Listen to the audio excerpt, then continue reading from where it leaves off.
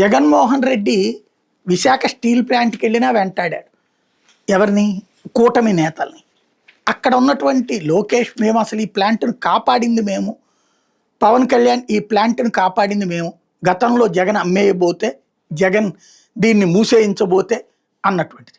But ఒక్కసారి గుర్తుకు తెచ్చుకుందాం, 2025లో ఈ ప్రభుత్వం అధికారంలోకి వచ్చాకనే కదా మంత్రిగా స్టీల్కి సంబంధించినటువంటి కుమారస్వామి ఉంది. అధికారికంగా ఫ్లోర్ మీదనే చెప్పాడు.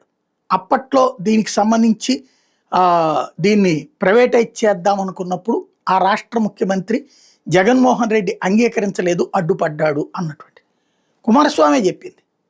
మరి వీళ్ళెక్కడ న్యాయం చేసినట్టప్పుడు?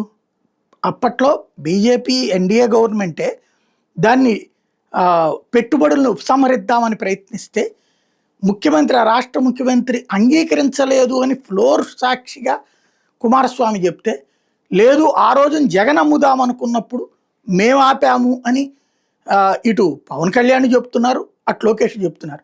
పక్కనే ఉన్నటువంటి శ్రీనివాస్ వర్మ గారు అలా చూడాల్సి వస్తుంది. కేంద్ర మంత్రి అసలు ఆపింది జరగకుండా చూసింది ఎవరు? మరి కేంద్ర ప్రభుత్వమే కదా. క్రెడిట్ అటు పోలేదు. ఓవరాల్గా శవాల దగ్గరన రాజకీయాలు ఎవరు చేసినట్టు ఇప్పుడు? శవ రాజకీయం ఎవరు చేసినట్టు ఇప్పుడు? ఎవరికి వాళ్ళు ఆత్మవిమర్శ చేసుకోవాలి.